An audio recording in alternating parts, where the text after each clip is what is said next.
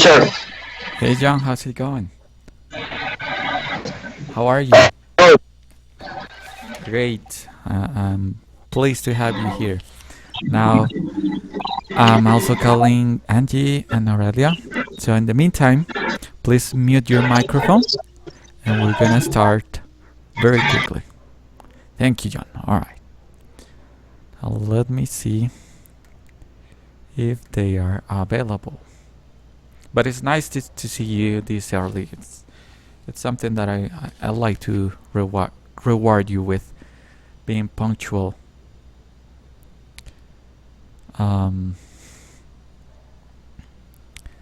Okay. Angie's unavailable.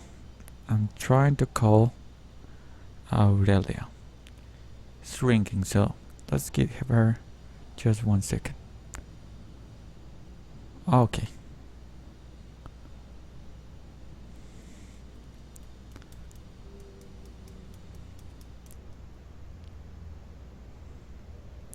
Just calling her one last time. But in the meantime, I'm gonna share my screen.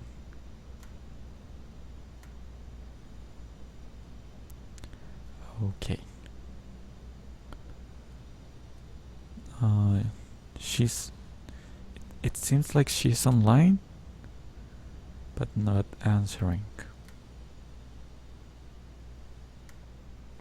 Okay, no problem. So let's start, John. I'm gonna just write down your name to make a report of your participation, or of your attendance. I'm sorry. So, John. Okay, so today we have a grammar session, and this is our last session of the semester. Well, yeah, we have a grammar session, and today's topic is about prepositions. Now, this is an advanced grammar lesson, so we're not gonna talk so much about the natural way of talking about prepositions. We're gonna talk about something about idiomatic prepositions. That's how they're called. I'm gonna write it. So, idiomatic. So what I mean by idiomatic, well, in English we have some grammar rules that don't really make sense, but they make sense because we use them very often, and we have some prepositions like get out, get inside my car, and there's no reason for us to use get, but instead of that we use compoundings. So compoundings, I'm gonna write it.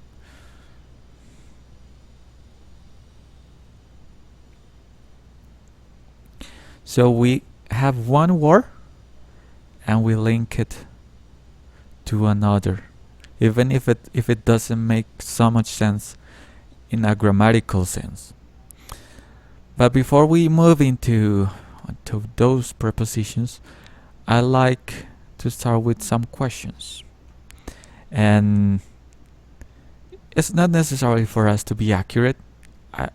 It's just a quick warm-up to know what prepositions are. So the first question that I have is, what is a preposition?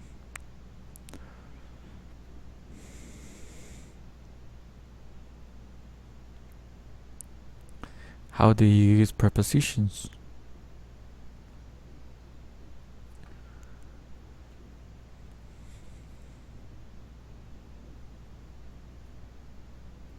All right. Now, John, please enable your microphone and tell me, what is a preposition? okay, teacher. I think the preposition is a word that help us to unit un, to Unify. unit Mm-hmm. Very well. We can just leave it like that. So yeah, it also helps us to make sense between words. Very well, John. Thank you. Now I see that Aurelia just joined us. So Aurelia, please enable your microphone and tell me, how do you use prepositions? Okay, yes, good afternoon, teacher. Well, how do we use them? Well, I think it's like according to their meaning. So, yes, for example, if they are like if they are different meaning, well, we will use them in different form. So normally they are before a verb or before a noun. That is like the normal place of them, the normal use of them, sorry. Excellent. So that's what I wanted to hear. Thank you. So yeah, this was really good because we use prepositions before nouns and verbs. But in the most common sense, we use prepositions before nouns. Now, today we're gonna talk about prepositions that go before verbs. This one. This is today's topic. And so before we move into that, it's a good idea to remember how do we use those normal prepositions, the ones that we use before nouns. So there's two ways to see this. And both of these ways are within this triangle. So the way this triangle is portrayed is that you have small information here and you have a lot of information right here. So in is usually used for a lot of information. We have time and location. Well, in the case of time, we have centuries, decades, years, months, or weeks.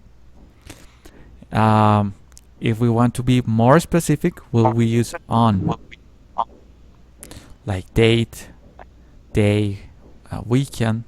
And if we want to be even more specific, we use at, like at 7 o'clock, at 6 p.m. We can also talk about specific periods, so noon, at midnight, and so on. But we can also talk about location here. So let's think in big terms. We have continents, countries, states, provinces, cities, or suburbs. We also have, well, this one is more specific. It's right in between the in and at, and that's street, road, avenue. So for example, on Main Street, or on Pleasant Avenue. And finally, we have at. This one is the most specific of all, and it's also applicable for locations. So we have at two main streets, or at school, at shop, and so on. So that's the case of normal prepositions. They follow a rule. You see, I'm following the rule of quality and quantity. Well, I represent this with the triangle for that reason of quality and quantity. But sometimes when we use prepositions before verbs, there are not such rules. So, well, my advice to learn those kind of prepositions is by having lots of input. So input as reading a book, reading the newspaper, maybe watching series, watching a movie. Anything that's gonna give you input is gonna help you with those prepositions that go before verbs. So I have a link here, I have it ready. And we're gonna take a look on how those prepositions before verbs work. So let's start with the grammar explanation. When a verb is part of a longer sentence, it is often followed by a specific preposition. So this means when I have a subject and an object and a verb, it's required for me to have a preposition. So let's look at these examples. I agree with Mike. I'm using with. She listens to the radio a lot. He thanked me for the flowers. So in this case, I'm using with, to, and for. And well, this is the thing that I was mentioning before, and is that there are no grammatical rules to help you know which preposition is used with the verb, with which verb. So it's a good idea to try to learn them together. To help you do this, write new vocabulary in your notebook in a sentence or phrase, and here are some of the most common verbs for each preposition. So this part, to help you do this, write new vocabulary. Don't do that. It's a really bad idea. What you have to do is start watching YouTube videos, start reading more, and you're gonna see those compoundings that I mentioned before. So we have verbs with for. We have this example. They're waiting for a bus. He apologized for being late. I applied for the job, but I didn't get it. How do you ask for a coffee in Polish? And I can go out tonight because I have to prepare for my interview tomorrow. So as you see here, I'm gonna write it.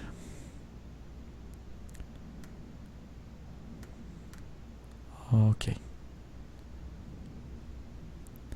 In the case of for, I'm usually given a reason.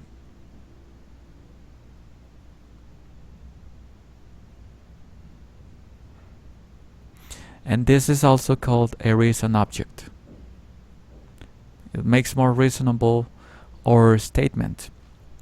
For example, they're waiting for the bus. You can just simply say they're waiting, because waiting needs an object. And this is also called transitivity, when a verb needs an object and it cannot have a meaning without it. We call it that is I forgot the noun, but the field is transibility. Alright, so let's continue with verbs with from. So this spray should protect you from mosquitoes. He has recovered from the accident. She won an award because she saved someone from drowning. I suffer from allergies. So what I can say about this from is that most of the time we're gonna talk about prevention. Not doing something or not wanting to do something. Now verbs with in. This one is one of the most easily confused alongside with on, especially for Spanish speakers. And after that, I'm gonna give you a tip to prevent that. So let's look at these examples.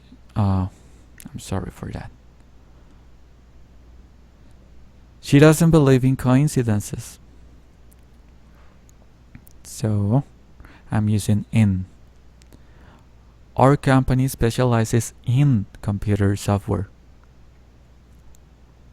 You have to work hard if you want to succeed in life. So in all of those cases, I'm using in. What I was trying to say is that some Spanish speakers use on in this case, but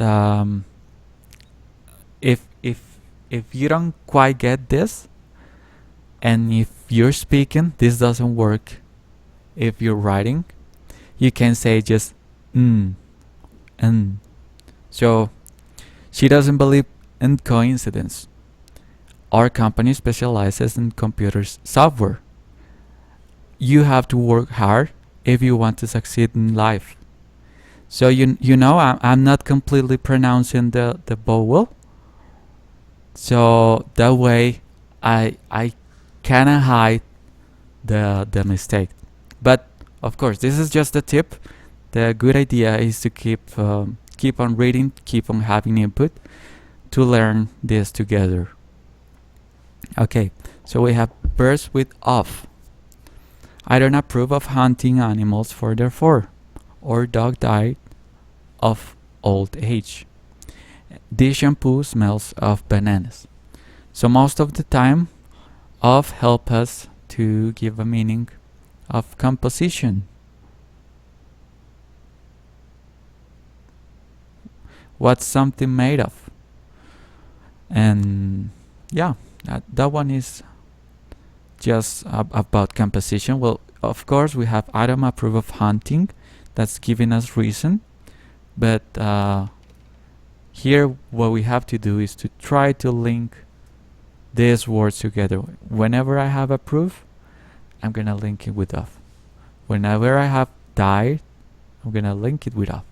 Whenever I have smell, I need to follow that with of. Alright. Verbs with on. This one has the same, I have the same tip for this one. Is just saying n or n if it's still not there. So this decision will depend on the test results. The film is based on the novel by Boris Pasternak. If you make so much noise, I can't concentrate on my work. Come on, we're relying on you. This one is kind of special because well, is one of those sentences that Spanish speakers get wrong. We don't agree on anything, but we're still good friends. Here, I also want to add that whenever we talk about having a conversation over something, we should always use on. For example, I'm gonna call you on WhatsApp. I'm gonna send you a message on Facebook. So all of that is just for messaging, remember that is on always. Alright, so birds with two. And this is the last one. So birds with no, I'm sorry, I was going ahead. Birds with two. What kind of music do you like to listen to? Can I introduce you to my grandfather? Please refer to the notes at the end for more information. And nobody responded to my complaint. She apologized to me the next day. So in this case, to is also given a subject complement. So subject complement. In this case, well, yeah, most of the time we're gonna have verbs that have transibility, like apologize, responded, refer. So that's how we know we have to use to, because imagine if you didn't have anything here or anything here. Can I introduce? If you say that, it doesn't make much sense. So if it doesn't make much sense like that, it's most likely that you're gonna have to use to. Now, birds with. I agree with everything you've said. Let's change the color. I agree with everything you've said. My assistant will provide you with more information if you need it. We're finding it difficult to deal with stress. This one is also giving us reason. And that's it for the most common idiomatic prepositions. So we have for, from, in, of, on, to, with. Again, don't remember this just by themselves. Try to remember them with any of these verbs. Also, whenever we have to write something using this type of preposition, it's a good idea to think, does this sound good? Does it sound pretty even? And well, maybe you're gonna have a clue right there. So we're gonna move to the exercises. But before we move into that, I'd like to know if you guys have any questions about this.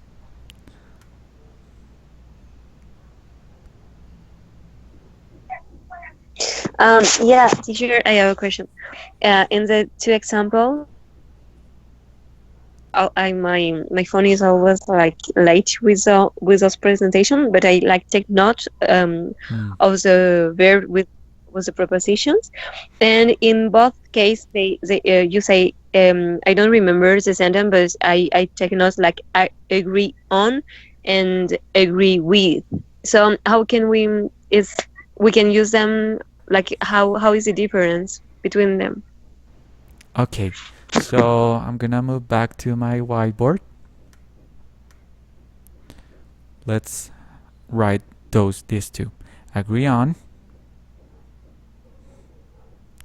and agree with. So when we have agree with, it's most likely that you're gonna have a person right here. When we say agree on, we're gonna have a topic. For example, I agree on banning the cigarettes.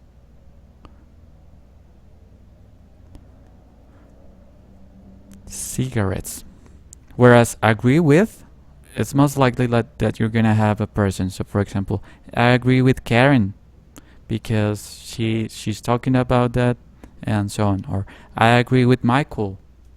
That's the difference. On, also, this one, on, is very often used for topics.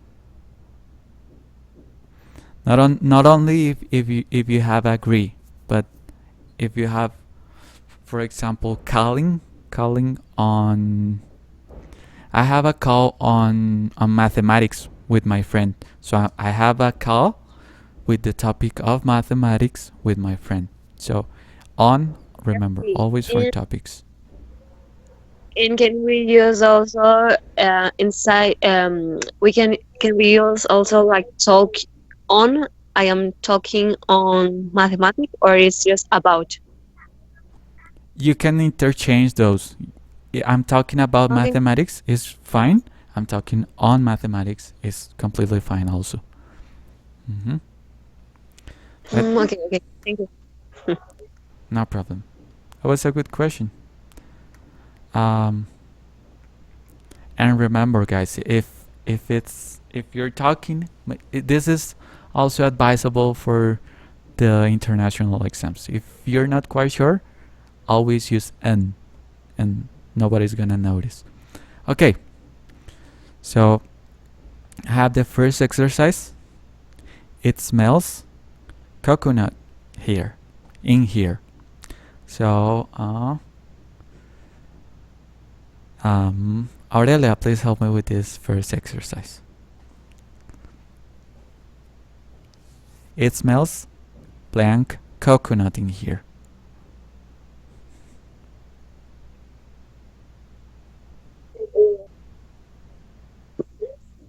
It will be off. Smell off. Very well. It smells of coconut in here. So I'm talking about composition. Now, tax is based how much you earn. So for this one, John, please help me.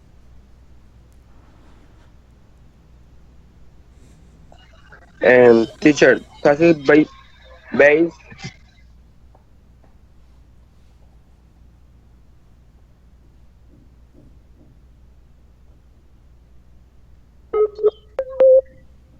Hello. Yeah, I think I lose you for a moment. Can you hear me, teacher? Yeah, I hear you. You're back. Nice. So tax is based on. I'm sorry.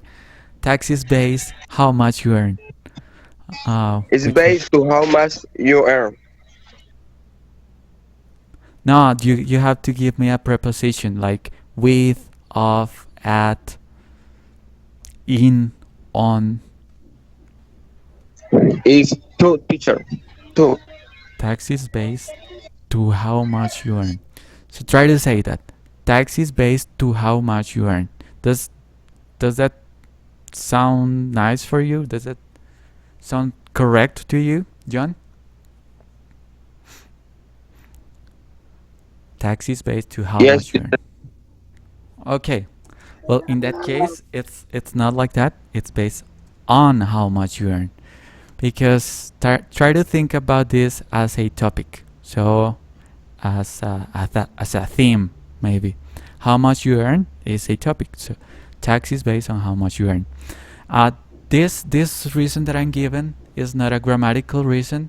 It's just something that I found out by myself. So whenever you have based, you will always have to follow it with on. Okay. Thank you, John. Now we also have Angie. Okay. So I'm doing a law degree specializing. Oh, I'm sorry. This is number 3. So we promise to respond all emails within 3 days. Which one do you think is Angie? Okay. I must choose from on, in, or at. No, right? you have many. Look, we have 4, from, in, of, on, to, with. I think it's 7. Yeah. Okay. Okay. Okay. We promise to respond to all emails within 3 days. Okay, that's perfect. So we promise to respond to all emails within 3 days. Very well. Well, in this case, I need 2, because remember, if I say we promise to respond, it should be followed with something. So to all emails within 3 days. Okay, number 4. I'm doing a law degree specializing commercial law. This one, I know I said topics must be always follow with on, but there are some instances where that's not true, and this is one of those instances. So Aurelia, please help me with this exercise. I think it will be I'm doing a law degree specializing in commercial law. Very well. Yeah, it's in. Thank you.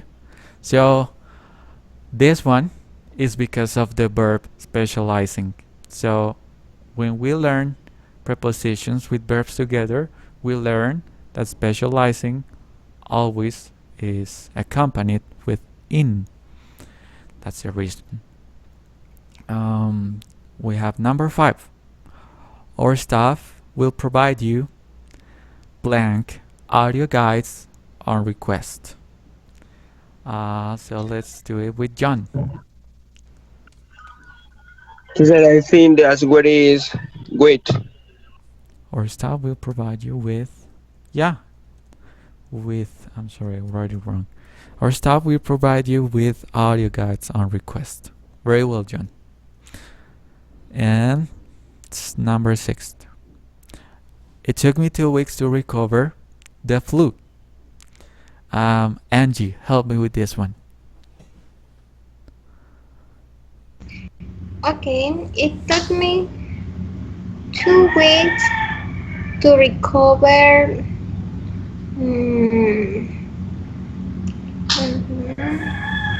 Oh, what is flu? I don't know. I'm not sure. Flu, like What is- gripa. Like gripe. Ah, yeah. Okay. It took me 2 weeks to recover of the flu. Okay. So in this case it's from, because well, we have this instance, the flu, and also we have the word recover. So I'm talking kind of negative about the flu. I need to get rid of this. I need to stop doing this. I need to recover from this. So I need to recover from the flu. But that's fine. Don't worry about it. Thank you, Angie. Now, number 7.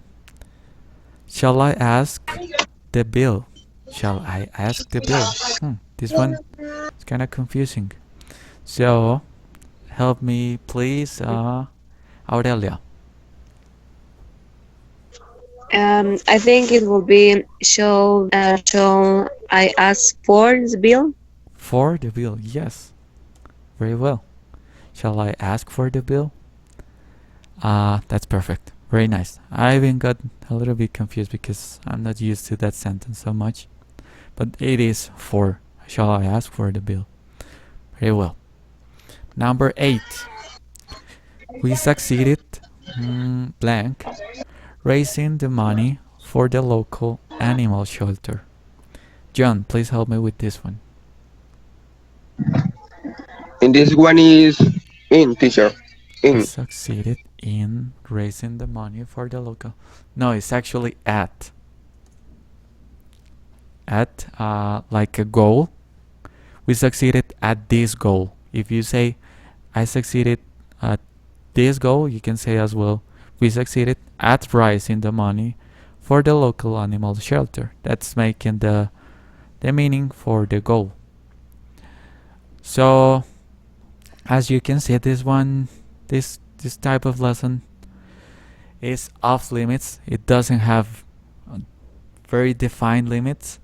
So try to remember every verb we work with the corresponding preposition. It's gonna help you a lot. Alright, so let's move back to the whiteboard. Let's try to make a summary.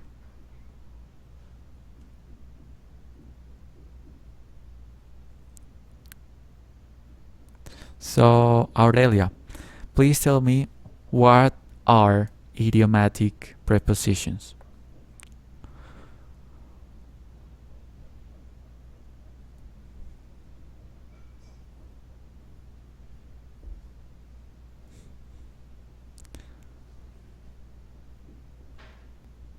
You have to enable your microphone.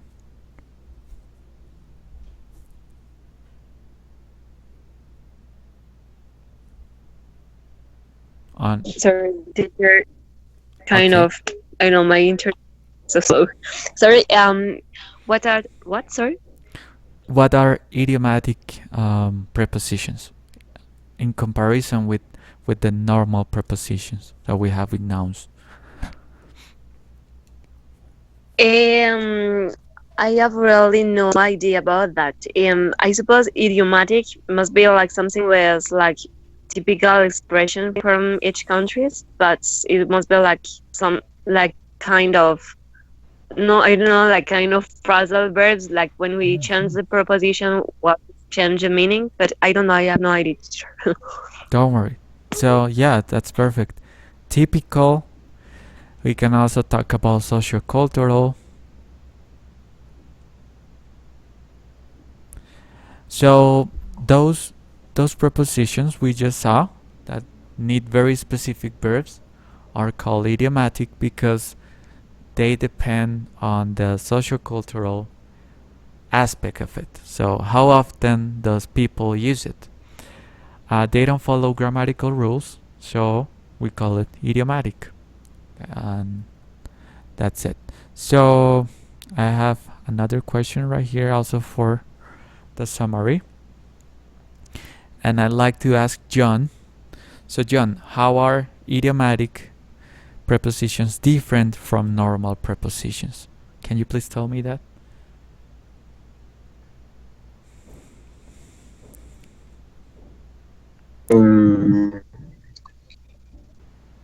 I don't know, teacher. Don't worry about it. It's fine. So let me explain you that. So we have normal prepositions. I'm gonna write it. And these follow. Let's make the comparison first. Normal and idiomatic. With normal, you're gonna have rules that are easy to follow.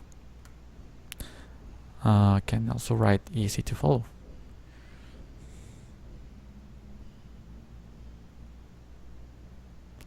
Why I say it's easy to follow? Because I have here this this triangle, and you see, if I have something big, I can use it. If it's not so big but not as specific as something very small, I can use on.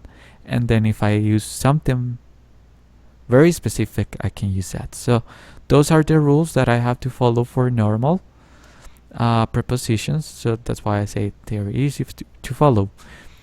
This goes in contrast to idiomatic prepositions because we have no rules. No rules. So what's a good way to remember what prepositions should I use? You should ask yourself, well, I have this verb, for example, prevent. Prevent is always used with from, with the preposition from. So these are like married together. I'm gonna make a heart here. And well, yeah, they're gonna be always together, and that's a good way to remember.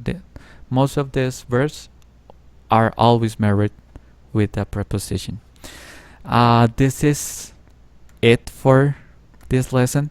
I wonder, guys, if you have any questions about this or another thing that you'd like to know.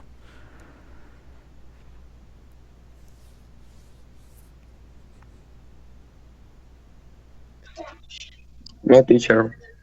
All right, no problem. So, guys, it's been a pleasure. Thank you for your participation. This was my last session, so I'm gonna see you guys if you're still here on August. All right. And why there's no okay, because it's like the end of the first period. Okay, Yes, teacher. yeah. Thank you. Yeah. Don't worry, John. It's a pleasure. All right. So, thank you guys again. Hope you have a nice day and take care. Goodbye. Okay, thank you, teacher. Goodbye. Goodbye. Bye.